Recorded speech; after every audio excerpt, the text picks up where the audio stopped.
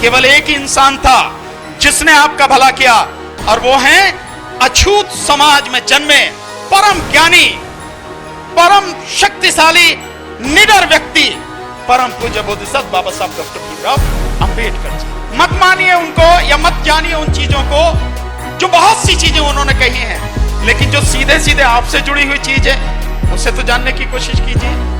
और इस देश में कोई भी सरकार अगर हमारे विरोध में काम करेगी तो हमें झांकना पड़ेगा संविधान में, और संविधान में झांकने के बाद हमें पता लगती है कि जो तीनों कृषि कानून हैं उनमें से दो, ये दोनों ही विषय केंद्र के नहीं हैं, राज्य सरकार के हैं। किसानों से उनकी जमीन छीनी जा रही है, उनको तबाह किया जा रहा है, और इसी एक कानून की धारा 3 से जो कॉन्ट्रैक्ट फार्मिंग का है पूरे देश को तबाह किया जा रहा है। एक तरफ इतने अमीर हैं जो कई कई हजार करोड़ की कोठी में रह रहे हैं, और एक तरफ इतने गरीब हैं जो फूस की झोपड़ी भी नहीं है।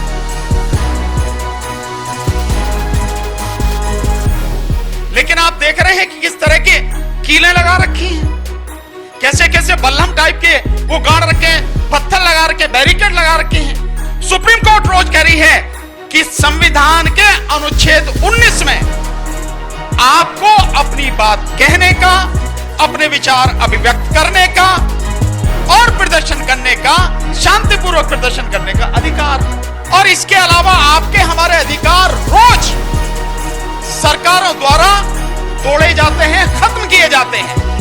ऊंच नीच का, भेदभाव का, अन्याय और अत्याचार का सबसे बड़ा एक बदनाम ग्रंथ है मनुस्मृति। ऐसा ग्रंथ है, जा मैं रहा हूं, घूम मैं रहा हूं, काम मैं कर रहा हूं, लेकिन सुबह 3:30 बजे उठ के खाना उसने बना के दिया।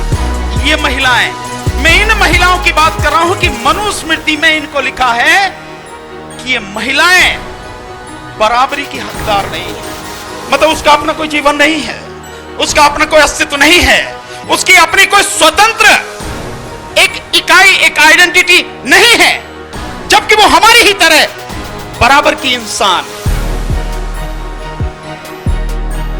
एक इंसान की तरह जीने के, एक इंसान की तरह तरक्की करने के सारे अधिकार अगर कहीं हैं तो वो संविधान में है। और अगर इसी संविधान की प्रस्तावना को हम समझ लें और इस पर अमल कर लें, मैं समझता हूं हम बहुत कुछ जान जाएंगे, लड़ना सीख जाएंगे, जीना सीख जाएंगे और मरना सीख जाएंगे। मेरी भी वोट एक है, आपकी भी एक है, मेरी भी वोट की कीमत एक ही है, आपकी भी एक ही है, हर किसी की एक है, बड़ा हो, छोटा हो, अमीर हो, गरीब हो, है। लेकिन जब ईवीएम के माध्यम से आपकी और मेरी वोटों को चुरा लिया जाए, लूट लिया जाए, तो फिर मेरा यह अधिकार कहां रहा? इसका मतलब मेरे साथ अन्याय हो गया। नीचे वाले सेशन जजेस, मजिस्ट्रेट, आईएएस, आईपीएस, जितने भी पढ़े लिखे लोग वो भी नहीं जानते ईवीएम कैसे काम करती है, फिर भी ईवीएम लगातार चली जा रही है। पर कोई भी इसके विषय में आवाज उठाने को तैयार नहीं है। तो राजनीतिक न्याय कहां है कि गुरु गोविंद सिंह साहब, गुरु नानक साहब भी हमें पाठ पढ़ा के गए, आपस में किसी तरह का भेद नहीं होना चाहिए, लेकिन भेदभाव, जाति पाति का भेदभाव जारी है। जातियां कहां हैं इसको भी समझना जरूरी है। अगर हम ये नहीं समझेंगे कि बीमारी कहां है, इलाज नहीं ढूंढ पाएंगे। किसको तोड़नी है जातियां? जिसमें जातियां हैं। किसको तोड़नी है जातियां? जो जातियों से सबसे ज्यादा पीड़ित है, उसको तोड़नी है जातियां, जिसको सबसे ज्यादा नुकसान है। और वो कौन है? वो आप और हम हैं। सुप्रीम कोर्ट का वकील हूं, किसकी वजह से? सिर्फ एक इंसान की वजह से। मैं अपना तमाम जीवन उसके बताए रास्ते पर चलकर समर्पित कर दूं तो मैं समझूंगा कि मैंने अपने जीवन का अर्थ समझा, और वो इंसान है परम पूज्य बोधिसत्व बाबा साहब डॉक्टर भीमराव अंबेडकर।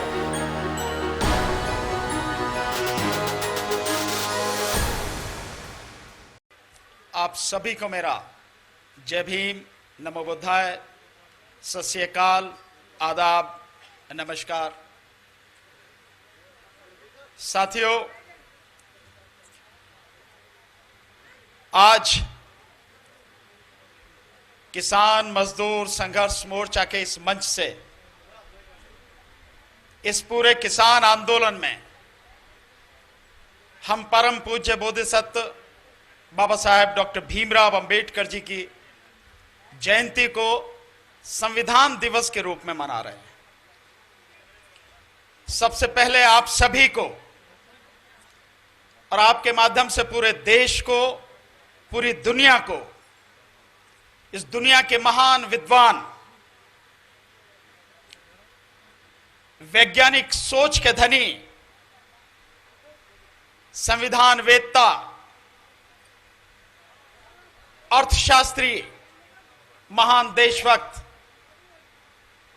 भारत रत्न बाबा साहब डॉक्टर भीमराव अंबेडकर जी के 130वें जन्मदिन की सभी को बहुत बहुत बधाइयां, लख लख बधाइयां।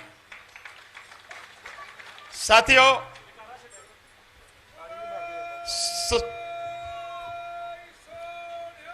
सत श्री अकाल।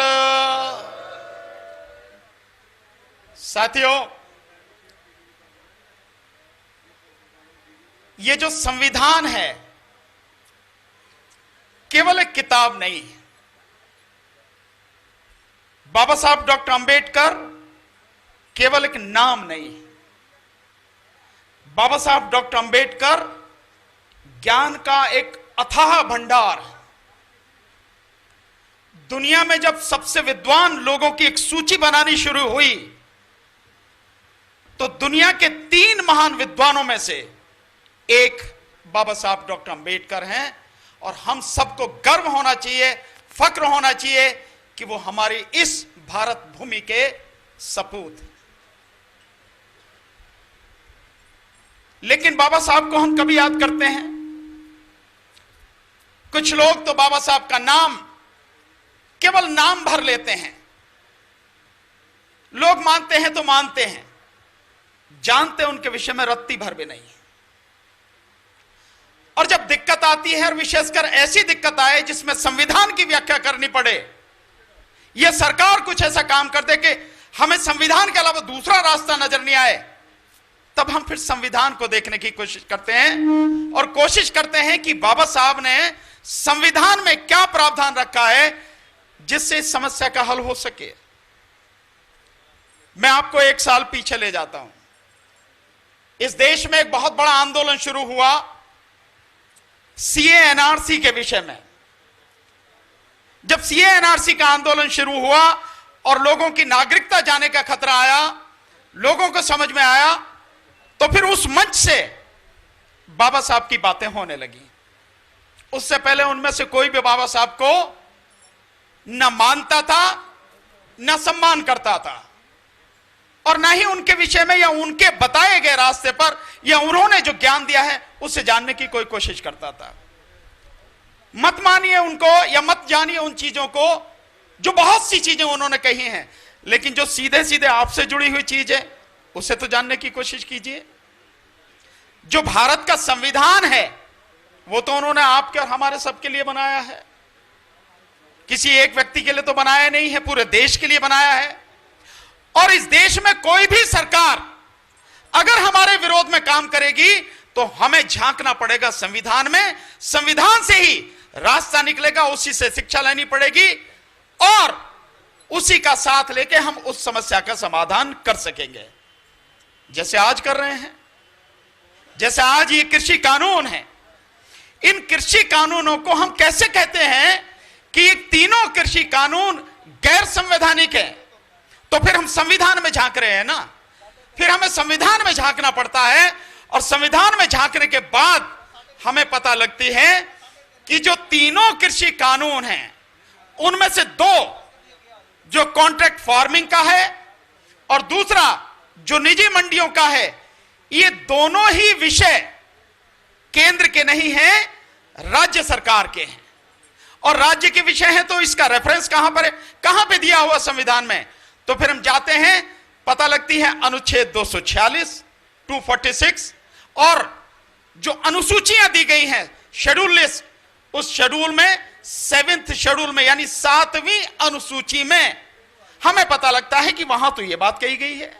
उसमें दिया गया है जो राज्य सूची है उसके 14वें नंबर पर कृषि यानी एग्रीकल्चर और 28वें नंबर पर मार्केटिंग यानी कि जो कॉन्ट्रैक्ट उसका निजी मंडियों का कानून है, वो सारे राज्य के विषय हैं। तो संविधान में झांकना पड़ता है। और इसके अलावा आपके हमारे अधिकार रोज सरकारों द्वारा तोड़े जाते हैं, खत्म किए जाते हैं। जैसे हमें प्रदर्शन करने का अधिकार है, लेकिन आप देख रहे हैं कि किस तरह के कीलें लगा रखी हैं, कैसे कैसे बल्लम टाइप के वो गाड़ रखे हैं, पत्थर लगा रखे, बैरिकेड लगा रखे हैं। पीछे भी, इस मंच के पीछे भी देखिए और इसके सामने भी देखिए। हमें यहां से आगे जाने नहीं दिया जा रहा। सुप्रीम कोर्ट रोज कह रही है कि संविधान के अनुच्छेद 19 में आपको अपनी बात कहने का, अपने विचार अभिव्यक्त करने का और प्रदर्शन करने का, शांतिपूर्वक प्रदर्शन करने का अधिकार है। तब हमें पता लगती है तो किसने दी ये व्यवस्था? ये व्यवस्था दी परम पूज्य बोधिसत्व बाबा साहब डॉक्टर भीमराव अंबेडकर जी ने। लेकिन हम मानते नहीं हैं। अब जैसे एक चीज देखें, यहां मेरी माताएं बहनें बैठी हैं, महिलाएं। आप थोड़ा सा पीछे जाइए। अगर मनुस्मृति की बात करते हैं, जिस मनुवाद की बात करते हैं, लोग बोलते हैं लेकिन मनुवाद है क्या, उसे बहुत से लोग जानते नहीं हैं। तो मनुवाद, या यूं कहो कि मनुस्मृति इस देश में ऊंच नीच का, भेदभाव का, अन्याय और अत्याचार का सबसे बड़ा एक बदनाम ग्रंथ है। मनुस्मृति ऐसा ग्रंथ है। क्या लिखा है मनुस्मृति में? सबसे पहले आता हूं, मेरी माताएं बहनें, जो इनकी स्थिति के विषय में क्या लिखा है। हर किसी को यह जानना चाहिए, यह समझ लेना चाहिए, इस दुनिया में अगर आदमी सारे खत्म हो जाएंगे, आदमी, पुरुष, मेल की बात कर रहा हूं, तब भी यह धरती खत्म नहीं होगी। आप सोचिए इसको गहराई से। लेकिन मैं दावे के साथ कह रहा हूं, अगर इस देश में एक दिन में सारी महिलाएं खत्म हो गई, तो आने वाले कुछ समय में यह दुनिया पूरी तरह से खत्म हो जाएगी। इस देश में इंसान का नामो निशान मिट जाएगा। और अगर आज की तारीख में हम कुछ भी कर पा रहे हैं, तो उसमें सबसे बड़ी ताकत, सबसे बड़ा समर्पण, सबसे बड़ा योगदान किसी का है, तो हमारी इन माताओं और बहनों का है। मैं आज भी अगर आपके बीच में हूं, तो मेरे परिवार की, मेरी पत्नी, मेरी मां, मेरे बच्चे, अगर वो ना मुझे सहयोग करें, तो क्या मैं आपके बीच में आ सकता हूं? इतना समय मैं दे सकता हूं? वो समय उनका काटा हुआ है, उन्हीं का समय है वो। फिर भी अभी मैं कल गया वहां पे, मैं सीधा जो आ रहा हूं, मैं घुम्मन खुर्द, पीछे आप देखेंगे जो पीछे वाली स्टेज है, उस स्टेज के पहले ही एक लंगर चल रहा है। वो लंगर वही का है, संत बाबा हजारी सिंह जी का, जो घुम्मन खुर्द में उनका गुरुद्वारा है, वो लंगर वहां से चल रहा है। कल वहां बैसाखी का प्रोग्राम था, उसमें मुझे उन्होंने मुख्य अतिथि के रूप में बुलाया, मैं गया। वहीं से सुबह 5 बजे निकल के मैं यहां आ रहा हूं। और मेरी पत्नी ने जब कल मैं घर से चला सुबह, तो मुझे खाना बना के दिया। किसने बना के दिया? जा मैं रहा हूं, घूम मैं रहा हूं, काम मैं कर रहा हूं, लेकिन सुबह 3:30 बजे उठ के खाना उसने बना के दिया। ये महिलाएं, मैं इन महिलाओं की बात कर रहा हूं कि मनुस्मृति में इनको लिखा है कि ये महिलाएं बराबरी की हकदार नहीं है। ये महिलाएं केवल और केवल पैर की जूती की तरह इस्तेमाल हो सकती हैं। ये इंसान नहीं है, ये एक वस्तु है। एक वस्तु की तरह इन्हें इस्तेमाल किया जा सकता है और इनको किसी भी हालत में स्वतंत्रता नहीं दी जा सकती। मनुस्मृति कहती है कि जब महिला बच्ची होती है तो पिता के संरक्षण में रहेगी, जब बड़ी होगी, शादी हो जाएगी, तो पति के संरक्षण में रहेगी, और जब बच्चे हो जाएंगे तो बेटे के संरक्षण में रहेगी। मतलब उसका अपना कोई जीवन नहीं है, उसका अपना कोई अस्तित्व नहीं है, उसकी अपनी कोई स्वतंत्र एक इकाई, एक आइडेंटिटी नहीं है, जबकि वो हमारी ही तरह बराबर की इंसान है। हमारा वजूद अगर है, हम अगर कोई काम कर पा रहे हैं, तो उसमें बहुत बड़ा योगदान उसका है। लेकिन आज भी, इतने सालों बाद भी, हम अपनी माताओं को, अपनी बहनों को, अपनी बच्चियों को, अपनी पत्नी को ये बराबर का हक दे नहीं पाए हैं, दे नहीं रहे हैं। इसीलिए परम पूज्य बोधिसत्व बाबा साहब डॉक्टर अंबेडकर ने संविधान में यह प्रावधान किया कि जो माताएं बहनें हैं, इनका भी पुरुष की तरह बराबर का हर चीज में हक होगा, योगदान होगा। मनुस्मृति इसको मना करती है। मनुस्मृति कहती है औरत को पढ़ने का हक नहीं है, उसको संपत्ति रखने का हक नहीं है, लेकिन बाबा साहब डॉक्टर अंबेडकर आपको ये सारे हक देते हैं। सारे हक जो दुनिया में हो सकते हैं एक इंसान के लिए या एक पुरुष के लिए, वो सारे हक बाबा साहब डॉक्टर अंबेडकर आपको देते हैं। इसकी व्यवस्था की है प्रॉपर तरीके से। यहां तक कि कारखानों में मजदूर के रूप में काम करने वाली जो महिलाएं हैं, उनको ये व्यवस्था जो प्रावधान किया है बाबा साहब डॉक्टर अंबेडकर ने, संविधान के जो नीति निर्देशक सिद्धांत हैं, अनुच्छेद 36 से लेके 36 से लेके 50 तक 50 तक में जो प्रावधान किए हैं, उसमें कहा है महिला को समान काम के लिए समान वेतन दिया जाएगा, उसके साथ बराबरी का व्यवहार किया जाएगा, और जब महिला गर्भवती होगी तो उसे उसके लिए छुट्टी दी जाएगी और उन छुट्टियों का वेतन नहीं काटा जाएगा।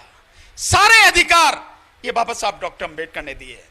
और बाबा साहब डॉक्टर अंबेडकर जब नेहरू जी की गवर्नमेंट में लॉ मिनिस्टर थे, तो जो हिंदू महिलाएं हैं उन सब के लिए हिंदू कोड बिल लेकर आए, लेकिन नेहरू जी समाज के दबाव में वो दब गए और उस कोड बिल को, हिंदू कोड बिल को पास नहीं होने दिया। लेकिन धीरे धीरे टुकड़े टुकड़े करके एक एक टुकड़े में पूरा हिंदू कोड बिल आने वाले समय में पास हुआ। बहुत से कोड बिल जो है, कोड बिल का बहुत सारा हिस्सा सन 1955 में उसी पार्लियामेंट ने पास किया। पर अगर आप महिलाओं से पूछो तो महिलाएं न जाने किस किस तरह के, कितने तरह के देवी देवताओं की पूजा करती हैं, कितनी देवी देवताओं को नैवेद्य चढ़ाती हैं, फूल मालाएं चढ़ाती हैं, उनके व्रत उपवास रखती हैं। दावे के साथ कहता हूं उनमें से किसी देवी देवता ने आपका कोई भला नहीं किया।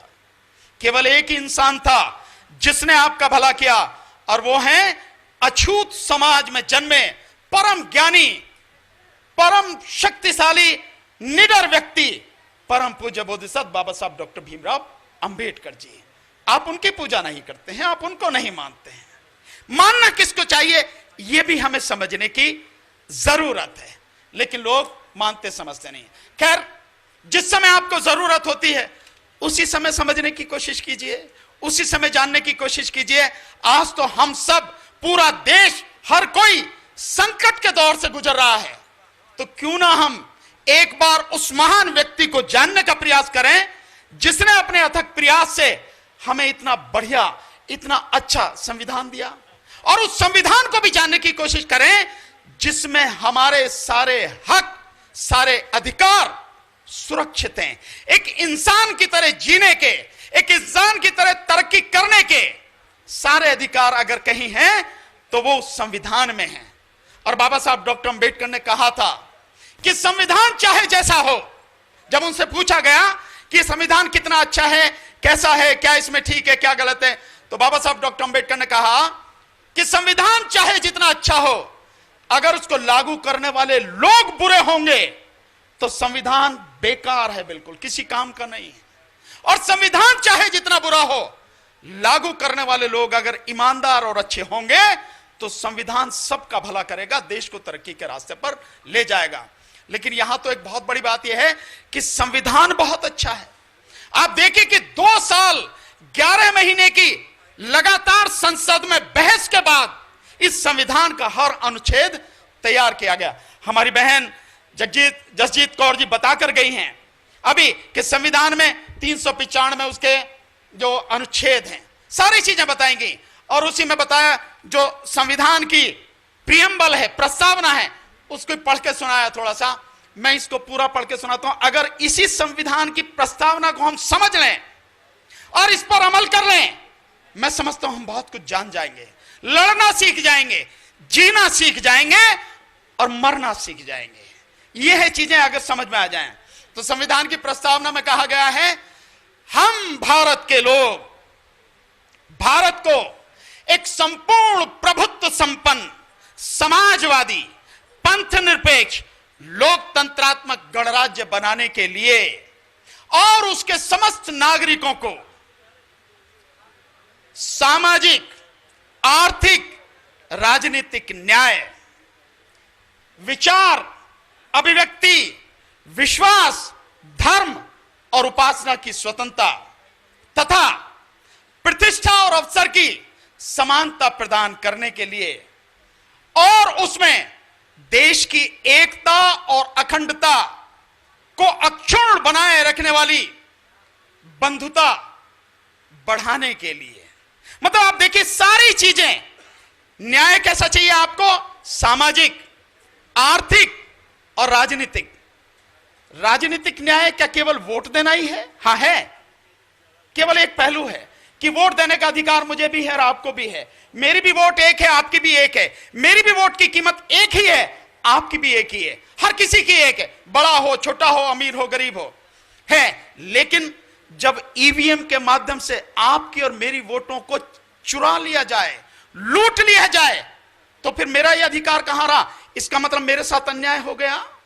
देश की आधी से अधिक आबादी अनपढ़ है और पढ़े लिखे लोग भी, यहां तक कि सुप्रीम कोर्ट के जजेस, हाई कोर्ट के जजेस, नीचे वाले सेशन जजेस, मजिस्ट्रेट, आईएएस, आईपीएस, जितने भी पढ़े लिखे लोग हैं वो भी नहीं जानते ईवीएम कैसे काम करती है। फिर भी ईवीएम लगातार चली जा रही है और तब चली जा रही है जब 8 अक्टूबर 2013 को इसी देश की सुप्रीम कोर्ट ने सुब्रमण्यम स्वामी बराम इलेक्शन कमीशन ऑफ इंडिया के एक मुकदमे में यह कहा कि ईवीएम से, पैरा 27 में यह बात है उस जजमेंट के, 8 अक्टूबर का 2013 का जजमेंट है, पैरा 27 में सुप्रीम कोर्ट यह मानती है कि ईवीएम से free, fair and transparent election संभव नहीं है। मतलब साफ सुथरा, निष्पक्ष और पारदर्शी चुनाव संभव नहीं है।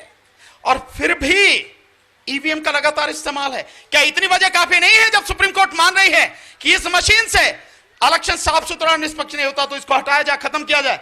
लेकिन नहीं खत्म किया, उसके साथ में दूसरी मशीन जोड़ दी और 2 मशीनें काम कर रही हैं। और आप और हम सब जानते हैं, सुप्रीम कोर्ट जानती है, इन 2 में से एक मशीन गलत है, एक मशीन से ईमानदारी से चुनाव नहीं होता, फिर भी लगातार जारी है। पर कोई भी इसके विषय में आवाज उठाने को तैयार नहीं है। तो राजनीतिक न्याय कहां है? फिर आर्थिक न्याय, यह आर्थिक न्याय है, किसानों से उनकी जमीन छीनी जा रही है, उनको तबाह किया जा रहा है। और इसी एक कानून की धारा 3 से, जो कॉन्ट्रैक्ट फार्मिंग का है, पूरे देश को तबाह किया जा रहा है। किसान के साथ साथ जो 82 करोड़ गरीब लोग हैं उनको खत्म किया जा रहा है। तो आर्थिक खुशहाली कहां है? आर्थिक न्याय मिला किसी को? नहीं। इस देश में 1% लोगों के पास 73% संपत्ति है और अब इस कानून के माध्यम से 1% लोगों के ही हाथों में 90% से ज्यादा संपत्ति देने का षड्यंत्र ये सरकार कर रही है। तो आर्थिक न्याय कहां? एक तरफ इतने अमीर हैं जो कई कई हजार करोड़ की कोठी में रह रहे हैं और एक तरफ इतने गरीब हैं जो फूस की झोपड़ी भी नहीं है, मिट्टी की झोपड़ी भी नहीं है। यह स्थिति है।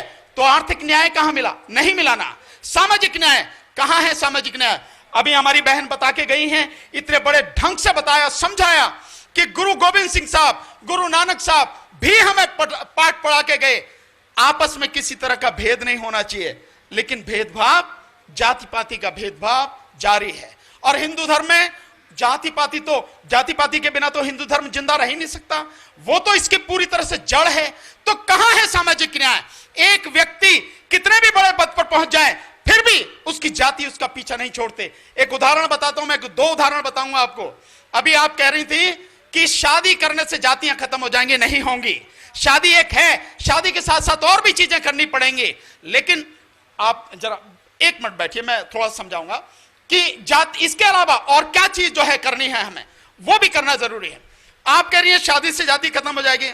मैं एक आईएएस ऑफिसर को जानता हूं, उस आईएएस ऑफिसर ने, वो शेड्यूल कास्ट है, चमार है, उस व्यक्ति ने एक दूसरी समाज की, शायद ब्राह्मणी है या बनिया समाज से, उस लड़की से शादी की। और जब शादी करने के बाद वो रहने लगे साथ साथ, कुछ रह तो नहीं गया, अब तो दोनों एक ही हो गए। उसके बावजूद भी उस आदमी, यानी जो आईएएस ऑफिसर था, उसके गांव से, घर से, उसके समाज का कोई व्यक्ति आता था तो वो लेडी क्या कहती थी? वो जाओ तुम्हारी बिरादरी के लोग आए हैं। वो ये कहती थी कि जाओ तुम्हारी बिरादरी के लोग आए हैं। अबे तेरी और इसकी बिरादरी क्या रहेगी? अब तो सभी खत्म हो गया। नहीं होगी खत्म, शादी करने से ही नहीं होगी, और भी कुछ करना पड़ेगा। और इसको करने के लिए सबसे बड़ा काम अगर करना चाहिए, हम सबको ध्यान देना पड़ेगा। इस देश का शिक्षा का जो तरीका है, जो एजुकेशन सिस्टम है, उस एजुकेशन सिस्टम को सुधारना पड़ेगा। और जातियां किसमें खत्म होंगी, जातियां कहां हैं, इसको भी समझना जरूरी है। अगर हम ये नहीं समझेंगे कि बीमारी कहां है, इलाज नहीं ढूंढ पाएंगे। इस देश में आपको नजर आते हैं, हम कहते भी हैं ब्राह्मण, तो ब्राह्मण क्या है, जाति है? नहीं, ब्राह्मण जाति नहीं है, ब्राह्मण वर्ण है। वर्ण व्यवस्था सुनी है, जिसमें 4 वर्ण होते हैं, बहना भी बता कर गई, ब्राह्मण, क्षत्रिय, वैश्य और शूद्र। तो ब्राह्मण चाहे यहां हो या देश के किसी कोने में हो, क्या है, वो ब्राह्मण है। नाम के आगे क्या मिलेगा आपको? शर्मा जी, पांडे जी, मिश्रा जी, द्विवेदी, त्रिवेदी, चतुर्वेदी, कहीं कुछ और भी हो सकता है, ये हो सकता है, साउथ में कुछ और हो सकता है, लेकिन ये गोत्र हैं, जातियां नहीं हैं। भ्रम मत करना, ये गोत्र हैं, जातियां नहीं हैं। और ये गोत्र इसलिए है ताकि एक ही गोत्र में शादी विवाह न हो जाए, इसलिए बचे। तो जाति ब्राह्मण में नहीं है, ब्राह्मण का केवल वर्ण है, और ये जो चीज है ये गोत्र है, इसको गोत्र को बचा के शादी की जाती। ठीक इसी तरह से क्षत्रिय में आपको गोत्र मिलेंगे, जातियां उसमें भी नहीं मिलेंगे। पूरे देश में इस कोने से उस कोने तक केवल एक वर्ण है, क्षत्रिय। कहीं उन्हें राजपूत बोलते हैं, कहीं उन्हें ठाकुर बोलते हैं, कहीं उन्हें चौहान बोलते हैं, कहीं राणा भी बोलते हैं, कहीं भाटी भी बोलते हैं, और कहीं उन पर भदौरिया भी बोलते हैं, कहीं कुछ और भी बोलते हैं, कहीं सोलंकी बोलते हैं। लेकिन ये गोत्र हैं, ये जातियां नहीं हैं, ये उनमें आपस में विभाजन नहीं है। पूरा क्षत्रिय समाज एक ही वर्ण है। ठीक इसी तरह से अगर आप देखें तो बनिया समाज, जिसको वैश्य बोलते हैं, वैश्य में भी केवल वो वर्ण ही है, उसमें गोत्र कैसे हैं, कहीं गुप्ता हैं, कहीं अग्रवाल हैं, कहीं बंसल हैं, कहीं कंसल हैं। ये सारे के सारे ये गोत्र हैं और कुछ नहीं है, जाति नहीं है, केवल वर्ण है। तो अगर आप देखें तो ये तीनों जो हैं, आप पूरे देश का एक नजारा करके देखिए, कल्पना कीजिए, आप सोचिए जिन लोगों से आप मिले हैं, आखिर वो क्या हैं, वो केवल एक वर्ण है। इसीलिए परम पूज्य बोधिसत्व बाबा साहब डॉक्टर अंबेडकर ने हर शब्द का इस्तेमाल बहुत तरीके से किया। उन्होंने इन तीनों को कहा सवर्ण, यानी जो वर्ण वाले हैं, जिनका वर्ण है सवर्ण, उनको कहा। और बाकी सारे कौन हैं? इन तीनों को अगर छोड़ दें तो इस देश में बाकी सारे लोग शूद्र हैं। अपने आप को चाहे कोई कुछ मानता रहे, चाहे क्षत्रिय माने, चाहे कुछ माने, कुछ नहीं है। उनकी व्यवस्था के अनुसार केवल और केवल वो सारे शूद्र हैं। और जातियां मिलेंगी आपको शूद्रों में, शूद्रों के अलावा कहीं जातियां नहीं हैं। और शूद्रों में जातियां कितनी हैं इस देश में?